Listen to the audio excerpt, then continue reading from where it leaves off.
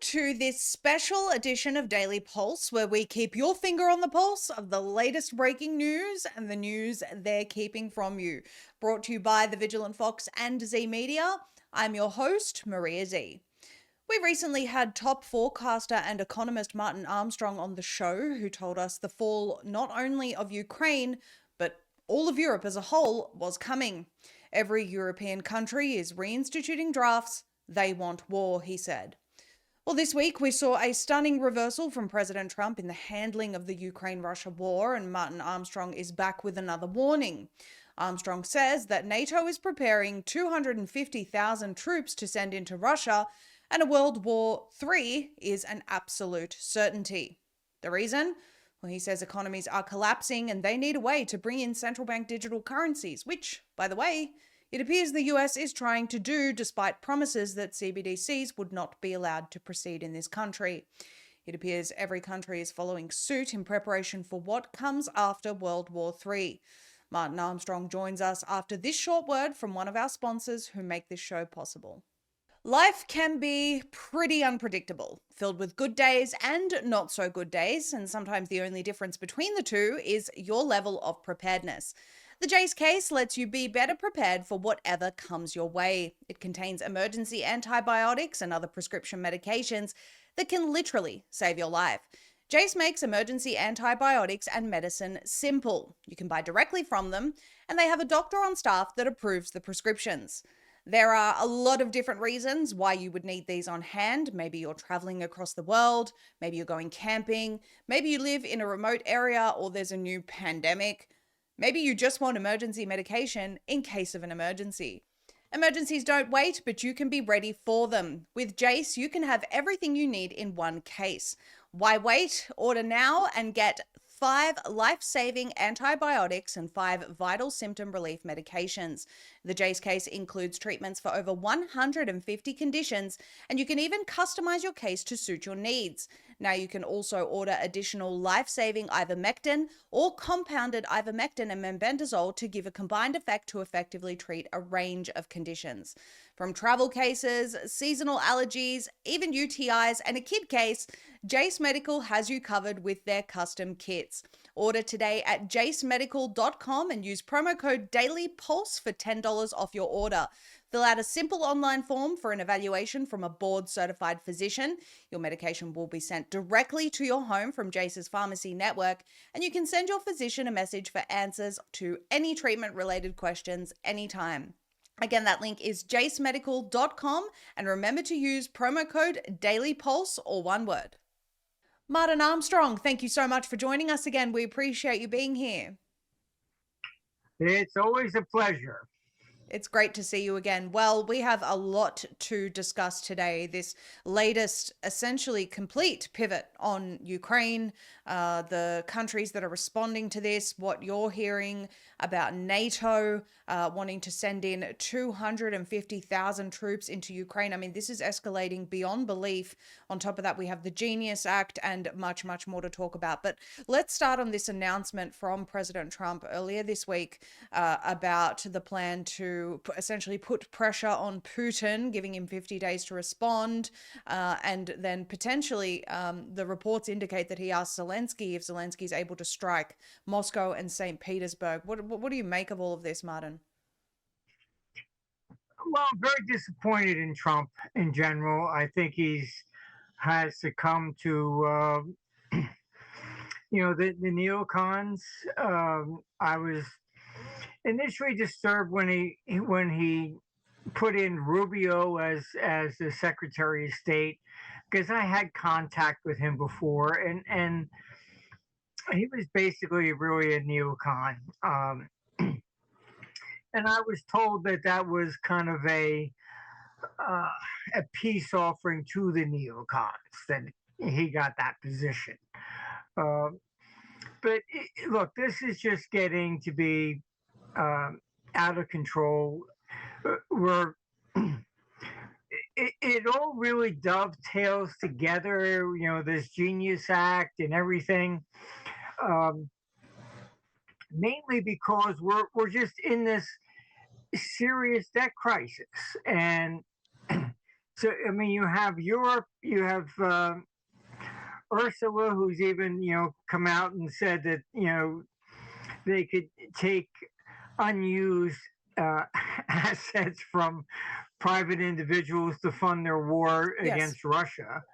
Um, I mean,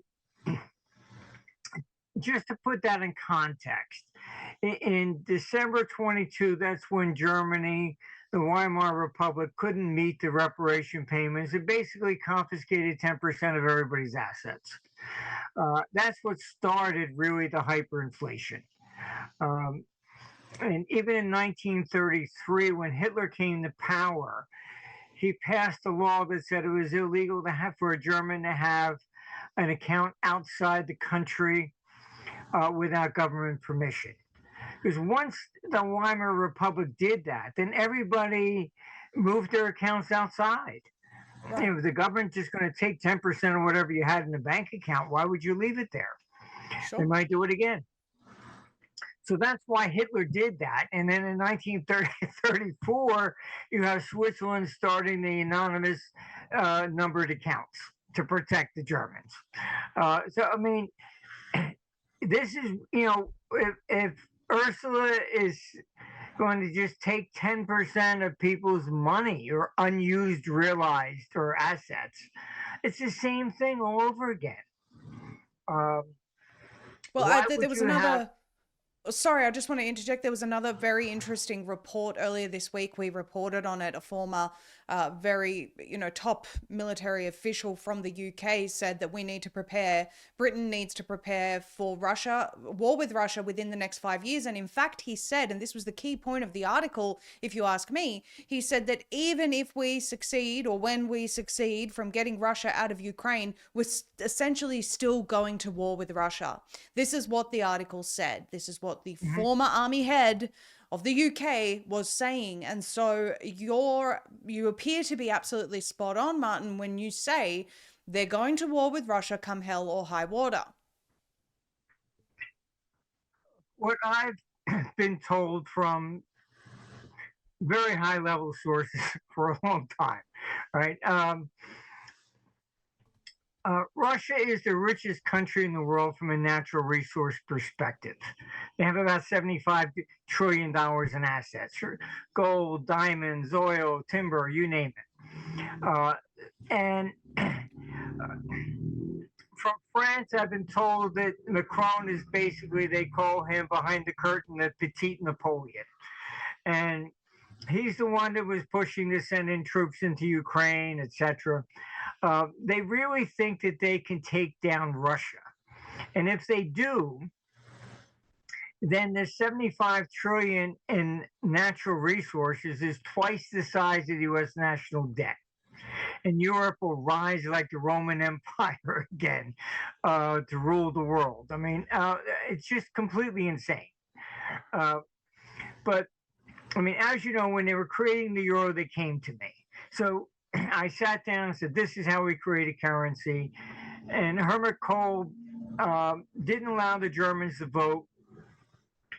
And he said before he died, he knew that he would have lost 7-3.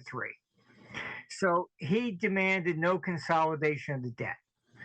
And that's the whole problem with Europe today, that there is no national debt. And this is why the euro has never been able to compete with the dollar. I can pick up the phone and say, buy me $10 billion worth of US treasuries, but I can't do that with Europe. I still have to make the same decisions as if there was individual currencies. Do I want Germany? Do I want Italy? Do I want France? Whatever. Right. Uh, so the problem here is we saw it in 2010 when Greece got into trouble. It turned into a contagion. Immediately, the traders said, "Okay, we made a lot of money on that. Who's next? Oh, Spain, and this is the problem. If California went bust, they would start attacking other states. Who's next? They wouldn't go after the feds, but there is no federal debt in Europe. So one member gets in trouble, and they're going to look at all of them. They know this. I mean, I was there in the meetings with them, all right, back in '98. And when I said this is not going to work, I was told we just have to get the euro in. We'll worry about the debts later.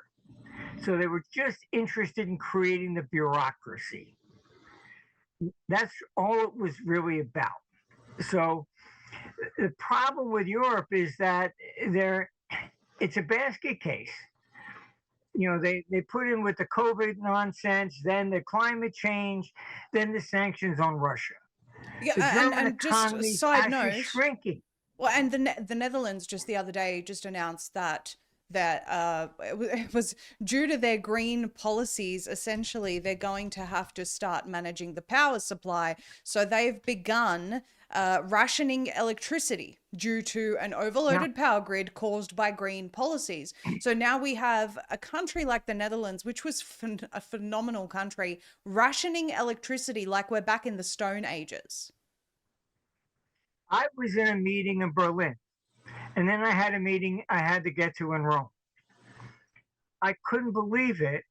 Two major capitals, and I couldn't get a direct flight. I had to hire a private jet to make the next meeting. So much for climate change. Uh, I mean, it was just absolutely insane. I couldn't believe I couldn't get a direct flight. And but this is the problem. This is why Europe needs war. Because if they don't go to war, you're going to have people that are going to be storming the parliaments with their pitchforks. Uh, I also warned them when they went negative in 2014. I said, "Are you out of your mind?" All right. Because then you have pension funds that must have on average 70% government debt. You have banks that the reserve currency that they have to keep is government debt. So going negative, I told them you're strip mining the pension funds and the banks, and it didn't work anyhow. So how does Trump's recent decision to, I mean, he's made a few statements along the vein of, Putin is crazy. One of those particular statements that he made was when he said, I don't know what's wrong with him. It was right after Ukraine tried to assassinate Putin and Putin retaliated. And then all we were hearing was that, Putin was unreasonable and all of this sort of stuff. But I'm fairly certain that any leader after an assassination attempt would retaliate. I mean, it's, and I'm sure that there are a lot of gaps in this story that the media doesn't tell us. I'm not naive. I understand that. But those were the facts. Those were the sequence of events. And so now, we keep hearing that Putin is being unreasonable. Russia's response to Trump has been that we don't care. We're just going to keep going as we're going. I've heard certain people make the argument of why would Russia stop when they're clearly winning the war? What's your take on all of this, Martin? Well, I mean, honestly, if I was Putin, there's no way I would sign a peace deal. When you have Germany, I mean, I did an interview in Netherlands, and it was like, what would you tell our youth? They just had a meeting, and they wanted to leave because they know drafting is coming. And this is what's happening throughout Europe. Our staff in Germany said a 60-year-old was told to report for duty. You're kidding me. No, I'm not kidding you. And this is what's going on. I had one of our clients was at the Vienna Peace Conference a couple of months ago. He called me and says, "This is no longer about peace. It's about everybody, gearing up for war, starting, drafts, things of this nature." And you just had basically the Ukrainian, what's it called? The Ukrainian Recovery Conference. Okay, it was July, I think, 10th and 11th. And they guaranteed $12 billion to repair Ukraine. So I'm just looking at your article. It says over 4 billion. Has that now increased? Yeah, look, it's getting completely out of control. Wow. They have now concluded that they must give money um, not just for weapons, but also recovery. And this is all coming from Europe at this stage. Um, Trump and giving Putin 50 days, I don't support him anymore. I just don't. I mean, I don't know who he's listening to, but the problem, we started this war to begin with, not Putin. It was Victoria Nuland who was over there handing out sandwiches at Maidan. It was John McCain who was on the stage, overthrow your government, we're behind you. It was Victoria Nuland who picked the interim government. It was the interim government that started the civil war with the Donbass, unelected. All right. I had two employees in Ukraine. Both are now in Berlin. And They fled. yeah, I mean, it's over 8 million have gone. Um, this does not benefit the Ukrainian people. And all I've ever heard was that if Zelensky was on fire, they wouldn't urinate on him until he was dead. Uh, this is why he's refusing to have any kind of election, because he would lose. He's grabbing people, I mean, off the street. He's even sent, people with Down syndrome to the front line. Yes, that is Uh, true. I want to ask you though, Martin, because we all watched as President Zelensky, was inside the White House being humiliated by President Trump and Vice President JD Vance because he disrespected the White House, he disrespected the American people. He came in like a welfare queen, as he always does, and he was put in his place. And President Trump said to him, "You don't have the cards." President Trump was confident that he could end this war very, very quickly. What's changed? well, the reason I turned into hostile, um, I had good sources. Boris Johnson had flown into Ukraine about 3 days before that meeting. The meeting was supposed to take place just as a signing in Kiev. Boris Johnson told him, no, you insist you have to go to the White House, and embarrassed Trump into forcing him to continue the money to cover the war for Europe. That's Well, this what is was new to going on. me. I This is not told the my first time sources, Boris Johnson, by the way, has intervened. Boris Johnson, last time when Ukraine was um, supposed to be signing for peace, Boris Johnson intervened back then also. it's always Boris. um, and look, I mean, I passed that information on, and I believe later it was Vance or maybe Rubio. Somebody afterwards finally did come out and say that meeting was supposed to be just a signing in Kiev. I warned them Zelensky was going there basically to embarrass the president. That's what I was told from Ukraine. And that's, I think, why it turned into basically a little bit of a brawl. But what Um, happened was that Trump put Zelensky in his place. The whole world cheered for that because of the fact that this has gone on far mhm. too long. This nonsense about needing to support Ukraine down to the last Ukrainian. Everyone sees this for what it is. What changed where Trump is now saying, reportedly asking Zelensky, can you strike St. Petersburg and Moscow? And Zelensky saying, if you give us the weapons, we can. Look, they want World War III at this stage. I don't know who Trump is listening to. I'm concerned that he is now also endorsing Lindsey Graham, Yes. who is a vehement neocon. I don't know if they have drugged Trump or what, um, but he's definitely not the guy that I met back in 2020 when I went to dinner with Mar-a-Lago. And that's when he did impress me back then, saying that he wanted to pull the troops out of Afghanistan because he said he was tired of writing letters to their parents to say your son died for God and country. Yeah, I It remember was the this first story. I head of remember state. you telling me so many positive stories, Martin. You've always been a very supportive of President Trump, and you've told me that story, and we've aired that story before. And to hear you say that you're not so sure about this anymore, even to say that you no longer support the president, is quite remarkable to me. You know, it seems to be that this is happening a lot more and more these days, because things are escalating in a direction that people really didn't expect or necessarily vote for. Correct. And look, I think this all goes also into this Genius Act. And uh, you have China had owned 10% of the US national debt. And you have Blinken, which started this whole nonsense of the sanctions against Russia. All right.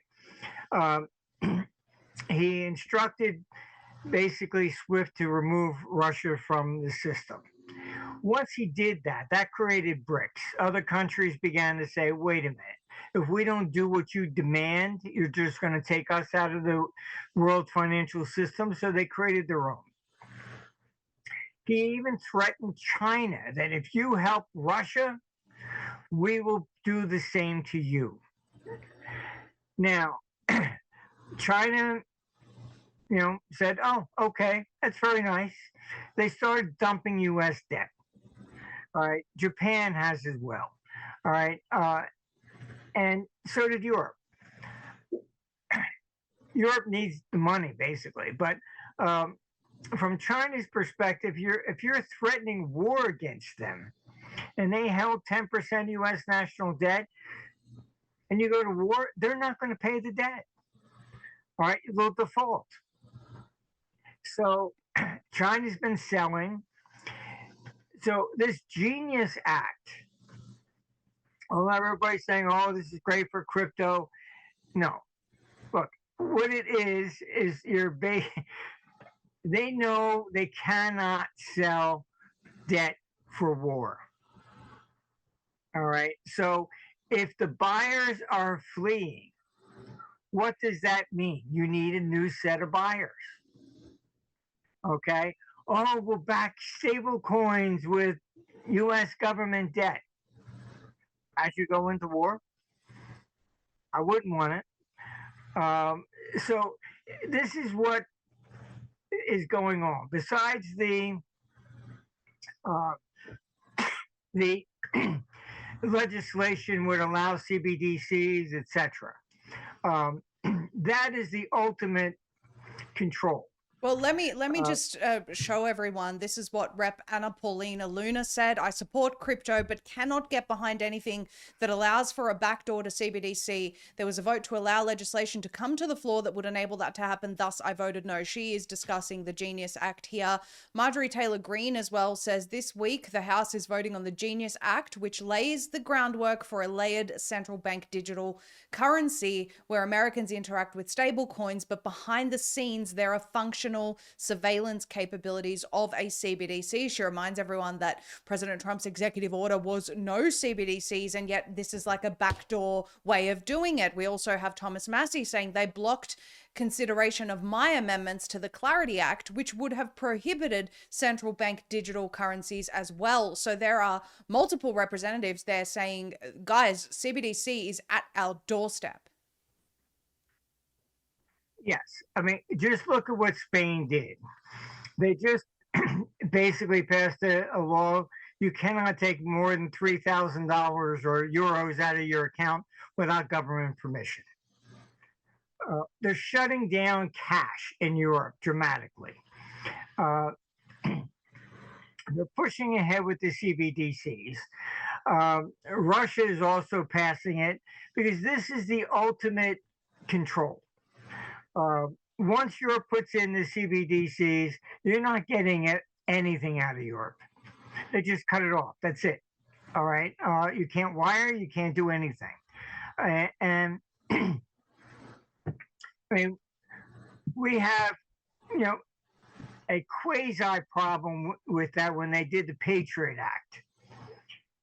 people had the $10,000. They lowered it to 3,000. All right. I was going to Singapore, and a friend of mine there, I said, just get me a service apartment rather, because I was going to be there for about a month, and I didn't want to stay in a hotel. So he put down a deposit. I said, fine, I'll wire you the money. And I did. When I got there, we were friends for a long time. He says, no, I never got that wire. I said, really? I called the bank. I said, hey, he never got the wire. You took it out of my account. They put a tracer on, HSBC sends it back. Oh, because it was more than $3,000. And they couldn't verify that I had no interest in his personal account. Right. I had to write him a check. I mean, you can only send money, like more than $3,000 to a company, not to a personal individual. And so that's going to come down even more. And once you do the CBDC stuff, it's off the charts. That's it. Yeah. And then there's, not to get into all of it because we've spoken about CBDCs so much, but there are so many things restricting what you can and can't buy. The World Economic Forum actually has openly spoken about, and you've got members of the World Bank, IMF there saying, oh, we can stop people from buying ammunition. We can stop people from buying things we don't want them to buy. Not only that, but Catherine Austin Fitz has said, if you step out of your designated 15-minute city, your card won't work. That's actually, you don't even need CBDCs for that to be the case, but this is the type of thing that CBDCs will allow for: a complete government control, reporting back to the health authorities or whoever it may be about bad food choices you've made. I mean, it's unbelievable control by the government. So this is really, really serious. In his revealing book, The Bible and Gold, author Alan Armstrong examines a troubling truth. Our modern monetary system directly contradicts biblical finance principles of honest weights and measures. Gold isn't just a metal, Armstrong writes. It's God's testimony in the ground that truth is weighty, value is real, and justice is measurable. Genesis Gold Group has built their entire approach to retirement protection on these same timeless principles. While central banks print trillions from nothing, gold remains what God declared it to be in Genesis: good. Armstrong's exploration of gold and sound money couldn't be more timely. From the tabernacle to Solomon's temple to the streets of New Jerusalem, Scripture consistently presents gold as God's standard of honest value. Genesis Gold Group's faith-driven experts help you transform vulnerable retirement accounts into physical precious metals. Not paper promises, but tangible wealth that preserves purchasing power against the very devaluation Armstrong diagnoses. Why trust your family's future to a system built on monetary deception when there's a biblical alternative? Visit goldbiblepulse.com today for your free copy of The Bible and Gold and schedule a consultation to align your retirement strategy with God's principles of honest money. That's goldbiblepulse.com. Honest money for uncertain times. So are you saying, Martin, that one of the main reasons why they're going to war is because they want to implement this digital dystopia with currency worldwide? The system's failing and they're saying we're gonna do digital currency, and pretty much the only way to get out of this is war? Is that what we're saying here? Yes. I mean, look, the system is not sustainable. We run deficits every year with no intention of ever paying anything back. So, throughout history, whenever any empire, city, state, nation, whatever, has ever engaged in these types of Ponzi schemes, all right, and that it has been done before in history, all right, the collapse comes when you cannot sell the new debt to pay off the old. That's what I see behind this genius act. All right. The buyers are going away. We need new buyers. Otherwise, everything comes down. So, you have these people cheering, oh, Bitcoin, oh, this is going to be wonderful for crypto. You're the latest sucker. You would like to buy some swampland in Florida to go with it. If they need to keep selling the debt. If nobody's going to buy the new debt, everything's coming down. All right. So they're trying So to keep it afloat? Is that what you're saying? yes, this is it. It's you have merch coming out in Germany. Oh, this is beyond diplomacy. No, forget diplomacy. Doesn't work. All right. I know some of these neocons. Um, I knew Bill Kristol, whose father started the movement. He even spoke at one of our conferences. And as I said before, back in the 90s, I argued with him. He was then saying that if we remove Saddam Hussein, Assad, and Gaddafi, those three dictators will bring peace to the Middle East. I said, you're out of your mind. All right. Then General Leslie Clark, after 9/11, and his speech is on YouTube, and he came out and said that when he went to the Pentagon, they said they were going into Iraq, and he asked, did you tie Saddam to this? And he said no. And they told him they were going into 7 other countries in the Middle East to conquer them all. And he said, since when does the military provide the means to overthrow other governments instead of defending our own country? This is what this is about. They want to conquer Europe. They always have. And it's Russia, Russia, Russia. And as you know, I was in the middle of that attempted regime change back in 2000. They wanted me to put in $10 billion, and I refused. All right. But they were interfering in the elections, blackmailing Yeltsin, and that's how Putin came to power. And that's why Hillary ended up blaming, Russia Gate, Putin interfered, because that's what they were doing to Russia in 2000. So, I mean, this is what's been going on for quite some time. And the whole, Ponzi scheme is coming to an end. Our computer's warning that next year, and it's been, quite phenomenal on all of this stuff with war. It's not my personal opinion. I stood up at our 11th conference and said, look, the computer's turning off, the war cycle turns up in 2014. That was and it even targeted Ukraine. And that's where it all began.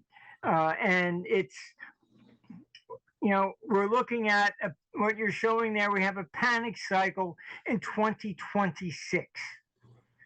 All right. This is a panic cycle in war. All right. This does not look good. And so it's not my opinion. The computer's been, damn good on all this stuff. Well, let me ask you, Martin, because you've in your private blog post, you said that war is coming and NATO wants to send 250,000 troops into Ukraine. Now, I don't know that this has been widely reported yet. Tell us about this. I've been hearing it behind the scenes for quite some time. I think it started with Macron. And now what they're basically at the point, Ukraine is losing. All right. It's when Zelensky came to power, he promised peace, and the death toll was 130,000. It's now approaching 1.5 million. All right. They don't stand a prayer in hell of winning. They just don't. All right. Computer even shows that Ukraine goes flatline, and I've never seen it do that on a country before. Wow. All right. So if I'm Putin, I'm looking at the West is gearing up for war. Every one of them, including drafting things of this nature, handing long-term missiles, long-range missiles, everything that Putin has said. Do this, that's a red line. They cross it. They've been deliberately crossing every red line he puts down.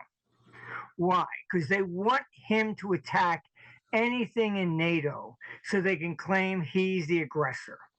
Yeah. All Yes, right. that's So, been clear. as you said, oh, gee, can you attack St. Petersburg and Moscow? Oh, and then he attacks Berlin. Oh, see, he's the aggressor, not us. I mean, this, the press should be shot because they're not protecting us. They're just putting out the same old BS that they always do. I mean, this is just to promote endless war. Uh, and the computer basically shows Europe will lose. Well, you said that Period. the European economy, especially Germany, is shrinking, and there is zero chance that it will recover before 2028. Reliable sources are now saying that the discussions behind the curtain are calling for NATO to declare a proxy war on Russia. I think it's safe to say that's already happened. Yeah, I mean, you have Boris Johnson even publicly came out and said we are at war with Russia. Right. That made the front pages of the Scandinavian press in Norway. This is what's going on. I mean, the creation of the euro was wrong. You have Germany, the German economy, which constitutes 25% of Europe, all right, is shrinking. I'm not talking about recession. I'm talking about the number of possible jobs has been declining. All right. It was COVID, then climate change, and then the sanctions on Russia. The other economy that's shrinking is Japan. So both of them, which were the leaders coming out of World War II, are now actually shrinking in size. This is the problem. So we're not even talking about a recession. All right. Our computer warns that Europe is probably going to go into a depression. We would see more of a recession, but they would see much more of a depression because you're looking at absolute destruction of capital. And if you start confiscating people's private assets, I don't know what's left. And you want to pretend you're a democracy? Ursula has never stood for an election. Yeah. And she has the audacity to call Putin a dictator. At least he has stood for election. All right. She never has. Well, it's much like Zelensky being installed and refusing to hold an election now. And suspending elections because of wartime, of course, but it's very much in your interest to continue wartime if it means you can remain in power. He's profited quite nicely off all of this. We never suspended elections in World War I or II, right? Neither did even Britain. It's really absurd. He knows that my sources in Ukraine thought that he rigged the election to win. They don't believe he was even fairly elected. Who knows? I mean, I'm just reporting the opinions I hear from Ukraine. My position is that Trump shouldn't do anything unless Zelensky stands for election. Let the Ukrainian people decide. What I hear from them, I mean, when Boris Johnson, as you mentioned, went over there and killed the peace deal, that made the front page of their newspapers, the Ukrainian Pravda. Wow. All right. And what I hear them say, are we allowed to even have peace without permission from Boris Johnson and Washington? Wow. Who's in charge of you're not in charge of their own country. Ukraine they don't care.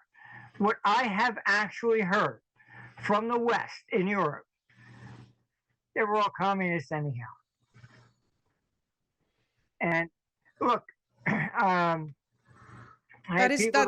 is really disgusting. These are real people that I mean, it's very easy to say that from your ivory tower when you have millions of dollars flowing in from the military industrial complex and not caring about the lives that you are taking, the lives that you're destroying. But these are real people. No one talks, no one in the West talks about the loss of Ukrainian life in all of this. Sure, they say Russia did this, that, and the other, and I'm certainly not making excuses for everything that Russia does or Ukraine or anyone, just trying to look at this objectively. No one ever talks about the catastrophic loss of Ukrainian life. Like you mentioned before, people with Down syndrome being drafted. This has been a monstrous, monstrous war that has just putting people through the meat grinder.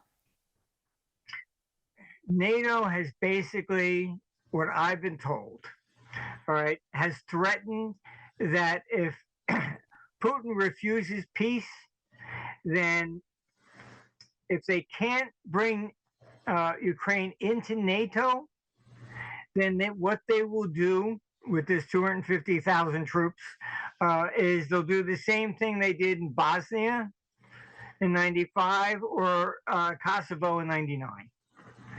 And they bombed the Serbs because the Serbs were pro-Russian. All right. This is the same thing all over again.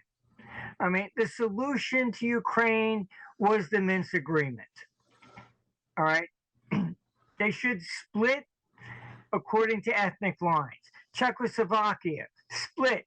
Czech Republic, Slovakia. All right, ethnic lines. The same thing in Ukraine. All right, you have Croatia, versus Serbia.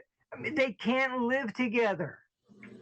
I mean, that whole region was conquered even by the Ottoman Empire.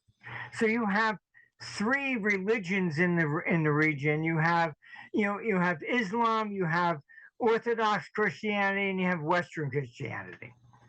And you have Zelensky basically said to the Donbass, outlaws their own language, outlaws their religion. They're no longer allowed to report to the patriarch in Moscow. Yes, and you must change your religion, and Christmas is now December 25th. Well, and let me just also add there, Martin, because I am an Orthodox Christian. I've been following what's going on there.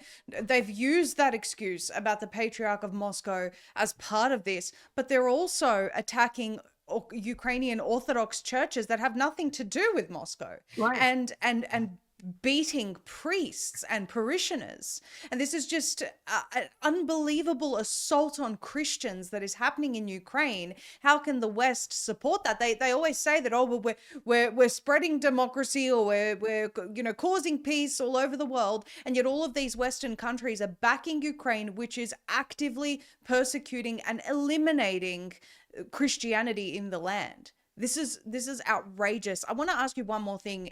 You finish your blog post by saying about the international war panic cycle in 2026.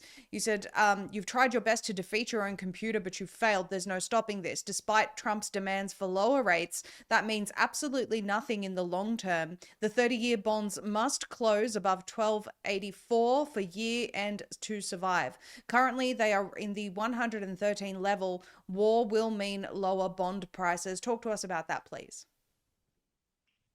Yeah, look, even during World War II, they stepped in and they ordered the Federal Reserve to buy any bonds when the interest rates went above a certain level. So they basically dictated a quantitative easing. Then World War II was over, and they were starting the Korean War. They tried the same thing. The Federal Reserve refused to follow, and there was a coup. And even made the papers. The Federal Reserve said, "No, we're not following the White House." What happens in war is interest rates go up. All right, for two reasons. One, you're spending a lot more money. But two, who wins? You can still buy Confederate bonds on eBay if you like. They lose, they're worthless. All right. Most of your bonds in Europe from then are worthless. All right. So what our computer is showing is that we're looking at long-term interest rates going up, and I don't care what Trump does to Powell. That's irrelevant because the Federal Reserve only can control the short-term rate. The whole quantitative easing thing, going in buying long-term debt, was to try and influence the long-term rates. The Fed can't create that. All right, it only does the current rate. So the bond market, the spread between the long term and the short term, is going to widen, and Right. this is all reflecting war. And So where in to from here? 1931, even Canada defaulted. Where to from here, Martin? Because this is all looking very grim. I expect the tensions to rise.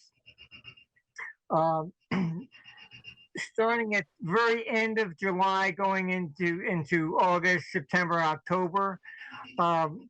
This latest thing with NATO saying you sign the deal or else. They want war. NATO has no purpose without war. It should have been shut down when the Warsaw Pact fell. All right. I've seen the internal memos, and they basically said, how do we remain relevant? They can only remain relevant by saying, oh, Putin wants to invade Europe. If Putin doesn't want to invade Europe, then why do we need you? Yes, I saw that from by the way, I saw that from the former army general in the UK as well. He said, once this is over, Putin's going to attack one of the NATO countries. What evidence have you presented of that? There's none. You're just saying it. It's unbelievable. Like I said, Putin put down plenty of red lines, and they deliberately crossed each and every one of them. All right. If Putin wanted to attack, he would have done it a lot sooner. All right. I can tell you that I know that China is basically come to the conclusion that they will back Russia against Europe.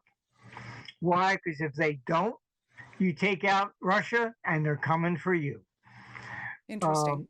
Is this why perhaps Putin is so confident? Why he came back and said, we're confident that no matter what further sanctions the US imposes on us, and no matter what weaponry goes to Ukraine, we're confident we can withstand this. We're not going to bend to pressure from the West. We want to do negotiations on our terms. Is this potentially why they've come back with that response, Martin? Because they know that they have China's backing? Europe is not interested in peace. Like I said, if I was Putin, why would I sign a peace deal? They did that. They suckered him into the Minsk agreement. And then Merkel even came out and said, we only did it to buy time for Ukraine to build an army. We never intended to honor it. Yep. I mean, why would you now sit down, negotiate with people that publicly come out and admit that they lied to you? Valid question. A very valid question. Martin, we are extremely grateful for your time, for your analysis, your honesty. I think this is a much more dangerous time than a lot of people realize. Yeah. If you're just paying attention to the mainstream media, they're keeping everyone placated. World leaders are essentially speaking out of both sides of their mouths. They're saying we need to prepare for World War III, but also everything's going to be just fine. We're committed to democracy. It's a really dystopian thing to view as someone who has a little bit of understanding of what's going on, thanks to you as well. I want to encourage everyone to go to armstrongeconomics.com, armstrongeconomics.com. It is well worth your time subscribing to Martin Armstrong's private blogs. He writes a lot about everything we just spoke about, but also some very, very key important things that are happening across the world, how it relates to the economy, and much, much more. You can also follow him on X at Strong Economics. That's at Strong Economics, and also on Facebook, Armstrong Economics. Anything else you'd like to mention, Martin? No, it's it's disheartening what's going on.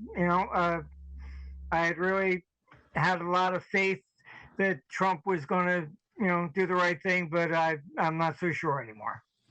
Well, the only way that we can try and turn things around is by speaking honestly about these things and see if we can Mhm. maybe change the minds of some of the people in charge. Thank you so much, Martin. We appreciate you. Well, thank you for inviting me. Take care. Are you protected in a world where threats of EMPs, solar flares, 5G, and all types of EMF are interfering with our very existence? Escape the grid with Escape Zone, bringing you the highest quality Faraday technology for ultimate preparedness. Choose when and where your devices are detectable. Faraday bags protect you from EMPs, car theft, card and device skimming, identity theft, tracking, Bluetooth, and GPS. Choose from premium mobile Faraday bags, crossbody bags, laptop bags, and even women's handbags, or opt for the optimum protection with a ballistic backpack, combining cutting-edge Faraday technology with a ballistic 3A Kevlar for the ultimate protection and preparedness. Now you can also protect from EMF with their top-notch EMF beanies and blankets, shielding you from some of the most harmful frequencies in our environment. Whatever your needs are, Escape Zone has you covered, and their range is perfect for personal use, family use, or even as a gift for someone you truly care about. Visit escapezone.com/pulse and protect you and your loved ones today. That's escapezone.com/pulse. Thank you all for tuning in tonight. We are very grateful to all of our viewers and supporters of this show. We air every single weeknight at 7 p.m. Eastern, and we plan on continuing to bring you the latest breaking news and the news they're keeping from you. We are backed by you, the viewer. That way, we can always tell you the truth, no holds barred. The way to support us to stay independent is by shopping directly with our sponsors who make this show possible. Their links are in the description below. Make sure to follow Vigilant Fox on X at Vigilant Fox, as well as Substack to stay up to date with the latest breaking news. Follow Zeee Media on Rumble, where we also air this show each weekday and post our other deep dives. Follow at ZEE_media on X, and as always, all of our content is also on zeemedia.com.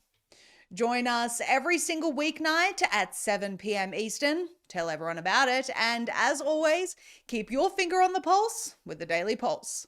Good night.